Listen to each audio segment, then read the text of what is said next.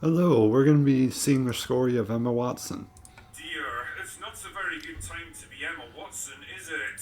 From child Very actor bad. to indie darling to big budget star, and finally to whiny, controversial, and divisive activist, increasingly disconnected from reality and now publicly ridiculed by one of the biggest names in modern culture in what may go She down got as the owned. most savage dressing down in history. Ever since she exploded onto the big screen with the Harry Potter franchise, her acting has carried her to the Harry very Potter. cusp of A-level stardom before it all came to a shuddering Yeah, halt in doing one of pretty the most well. baffling acts of career self-sabotage outside of Rachel Zegler. A woman who pinned her reputation, her public image, and her entire worldview on whatever happened to be most popular at the time, never considering that the cultural winds might Yep. change and what's popular today might not be popular tomorrow. So saddle up, dear viewer, grab your wizarding wands and whatever other stupid shit they use in Harry Potter, and let us examine the How crash dare and you? burn of Emma Watson. Emma Charlotte Duer Watson was born in Paris, France in 1990 to a pair of wealthy lawyers. So naturally she grew up with all the benefits Pretty of good having spawn. wealthy parents, private schooling, tuition, multiple homes, and access to any clubs and interests she wanted to pursue, one of which turned out to be acting. Fuck me, she basically is Hermione Granger. Anyway, by 1999, a series Yeah, of she books about a embodied it boy pretty wizard well. were turning out to be pretty popular, and work soon began on adapting them into a movie franchise. For this, they needed a bunch of child actors to play the three leads, including Hermione. Their searching soon led them to the Oxford Acting School where Watson was studying, and after no fewer Damn. than 8 auditions, she was finally cast in the 8. They role. were And lucky. well, all I can say about her early performances is you can tell that she was a theatre kid, that's for fucking sure. I'm Marty Granger. And you are? Piss taking us. Honestly, I thought she was good. She wasn't as good as, Harry. She was good, though. Side though, for a 10-year-old that had never acted in a movie before, I guess she was fine. Daniel Radcliffe was way better though. Anyway, you Yeah. don't need me to tell you that the Harry Potter movies would go on to become a global phenomenon over the next several years, keeping Watson and her co-stars so busy I that did she pretty well. literally didn't act in anything else until 2007. when she appeared in the 2007. TV movie Ballet Shoes, a film that landed mixed reviews and didn't do a whole lot for her career. In public, the Harry Potter series was going from strength to strength, but behind the scenes, the cracks were starting to show. Watson and the others were burned out by the constant demands of filming and promotional tours, and when it came time to renegotiate her contract after Hey, the you signed up for a one of the biggest movies. Goblet of Fire, she seriously considered leaving the franchise altogether. Still, she was eventually convinced to sign on again. It's amazing what a multi-million-dollar Yeah, can a do lot for of money girls, isn't it? helps. And by 2011, the series came to a close with Deathly Hallows Part 2.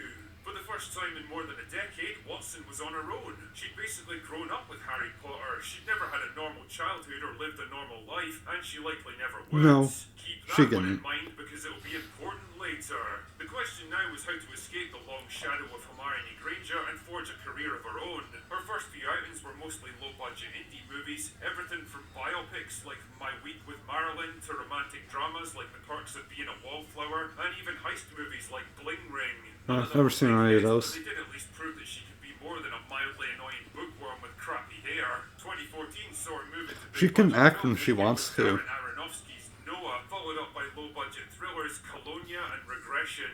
No matter the budget or the quality of the movie, one thing that stayed consistent were the positive reviews for Watson's acting.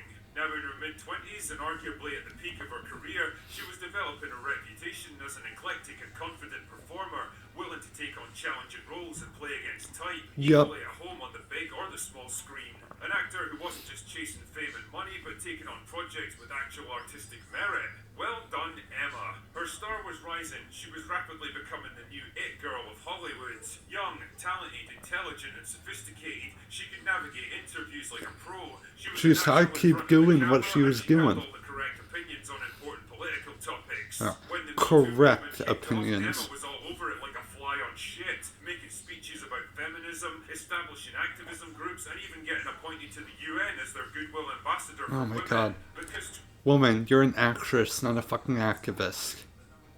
truly, no one understands understands the plight of women in repressive third world regimes better than a multi-millionaire, privately educated, theatre kid Hollywood actress that's never held a normal job in her entire life.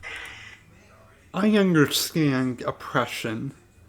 You know, I'm super popular, doing super well, in a very free country. I know oppression. Really? But more on that later. Pretty soon, Watson wasn't content just to make speeches in front of rooms full of elderly politicians who probably wished they were literally anywhere else. She was bringing her activism directly into the movies she starred in. The live-action Beauty and the Beast was rewritten at her request to make Belle into an inventor and engineer because Girls get it done. her political Oh my god. We can't have a woman who's a very feminine woman. She has to be smart and be an inventor. You could best be described as I support current thing, also known as the Mark Ruffalo technique. No matter the issue, no matter the complexity or the nuance, you can pretty much guarantee that Emma Watson would be right there in the thick of it, pushing whatever the progressive consensus happened to be at the Yup, time. whatever it She's is. less of a person with her own opinions and ideas, and more like a series of safe, politically correct talking points wrapped up in a flesh suit, all delivered with I'm such a big narcissist. I have to go with whatever's popular. the kind of sneering, upper-class British disdain that can only truly come from playing life on easy mode from the day she was born. But just like an overloaded cauldron filled with the wrong ingredients, problems were a brewing, dear viewer. Remember the lady who wrote all those wizarding books? Well, it turns out she's Yeah. become quite rich and famous over the years, and as a big raging progressive feminist Well herself, deserved. she and Emma were marching in lockstep on almost every issue. All except one. It turns out that the Wizarding Lady had a few issues with the T part of LGBT and began voicing her concerns with increasing volume. And the reaction from the other side was, well, Well, yeah, because being transgender has nothing to do with your sexual orientation. how can I put this?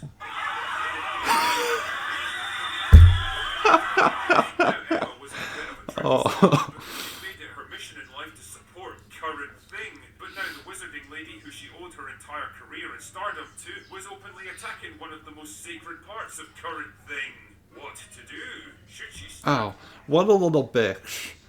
She gave you a career and you fucking throw her down the stairs. firm beside her friend of 20 years and back her up? Should she maintain a dignified silence and refuse to get drawn into a fight that wasn't hers? Or should she turn her back on the Wizarding Lady, hang her out to dry, and make increasingly passive-aggressive attacks against her? Could I be a retard? Could I not be a retard? Which one? I think you can guess which one she chose. And the thing is, that'll work great when Emma seemed to be on the side of current thing and the Wizarding Lady definitely wasn't. The problem with current thing, though, is that eventually it tends to change. Yeah, it changes all the time.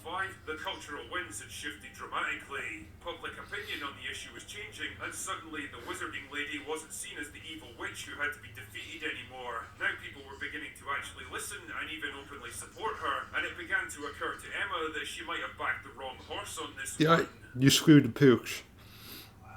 Fuck. So what to do? Stand her ground and maintain her position even if it wasn't so popular anymore? Or do a complete about-face and pretend like she'd never disagreed with the Wizarding Lady in the first place? Could we be a shill or not a shill? Well, the answer came on September the 24th on Jay Shetty's On Purpose podcast, where Emma claimed that she loved the Wizarding Lady and supported her and would always be open to talking with her.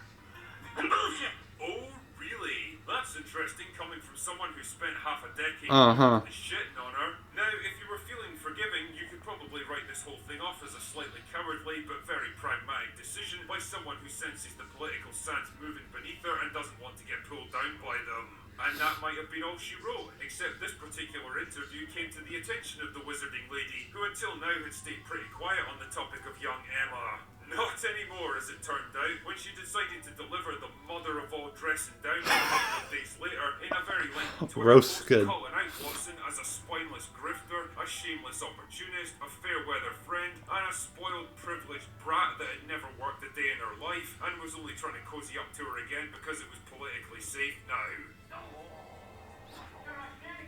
damn. Yeah, well, hey, she's like, you know what? You want to be a little fuck? I'm going to burn you.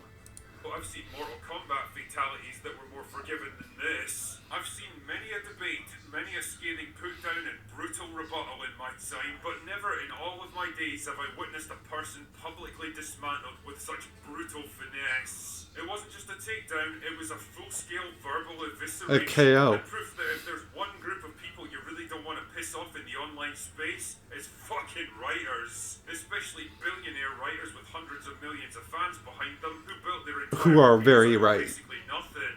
With that one post, Emma Watson's public persona was transformed from a slightly preachy but relatively respected activist to the living personification of everything that people find so repellent about Hollywood actors. The smug, patronising, I know better than you attitude, the echo chamber mentality that comes from a life of privilege and luxury, the mindlessly predictable conformity masquerading as sophisticated intellectualism, and worst of all, the willingness to abandon any position the moment it becomes unpopular. She wasn't just opinionated and insufferable, she was a coward. And for someone who built their entire... Well, a lot of actresses are good, but then you have actors like this that are so narcissist that they want to think they're right all the time and they want all the attention without any of the pushback. brand on fearlessly speaking truth to power, well, that was the most damaging revelation of all. So what's next for Emma Watson? Can she possibly claw her way back from this? Well, her movie career basically ended 5 years Yeah, I don't ago think when so. she pulled the plug on acting to focus on activism, so I don't really know if there's any momentum left behind her, even if she wanted to make a comeback. She's 35 now, which isn't exactly old, but it ain't exactly young either, and it's definitely not a good age to try to build your career back up after wasting your prime years in the wilderness. She's not likely to make much progress as an activist either now that her cover's been blown and she's willing to soften her position on the whole tea issue, because if there's one thing that particular group of activists won't accept, it's betrayal. So it Nope. kind of feels like she's fucked either way. Emma Watson really is proof that if you stand for nothing, well, you'll fall for anything. Anyway, Yeah. She's a mess. that's all I've got for today. Go away now. So yeah. Wizard Lady is awesome. She's right. Emma Watson is a egotistical bitch.